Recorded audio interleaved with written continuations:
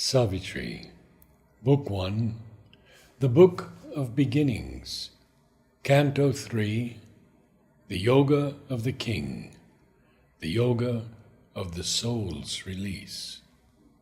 Life kept no more a dull and meaningless shape. In the struggle and upheaval of the world, he saw the labor of a Godhead's birth, a secret knowledge masked as ignorance, fate covered with an unseen necessity, the game of chance of an omnipotent will, a glory and a rapture and a charm, the all-blissful sat unknown within the heart. Earth's pains were the ransom of its prisoned delight. A glad communion tinged the passing hours. The days were travelers on a destined road, the nights companions of his musing spirit. A heavenly impetus quickened all his breast. The trudge of time changed to a splendid march. The divine dwarf towered to unconquered worlds. Earth grew too narrow for his victory.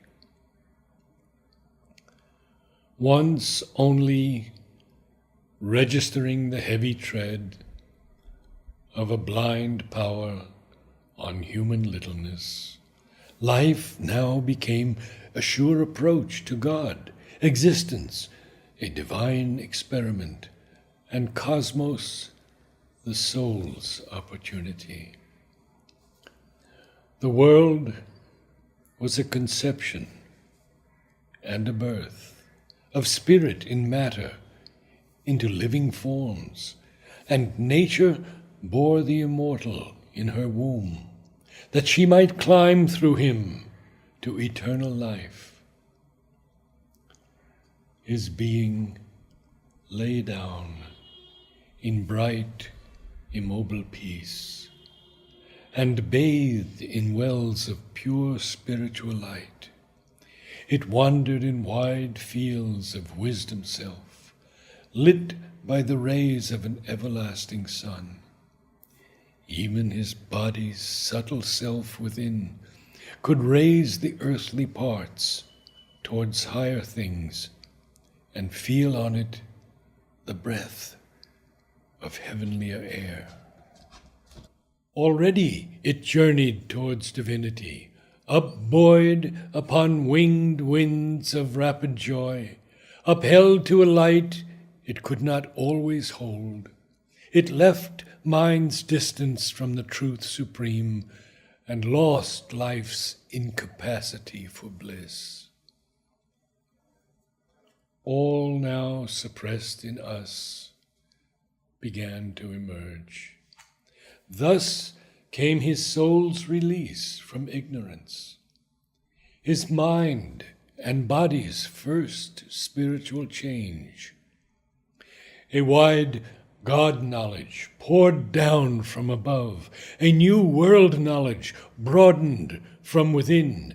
His daily thoughts looked up to the true and one.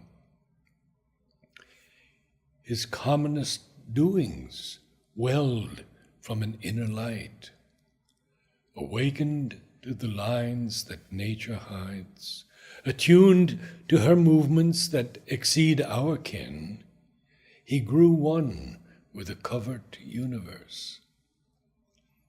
His grasp surprised her mightiest energy springs.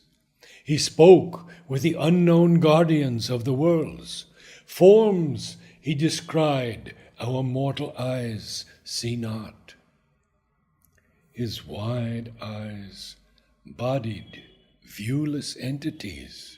He saw the cosmic forces at their work and felt the occult impulse behind man's will.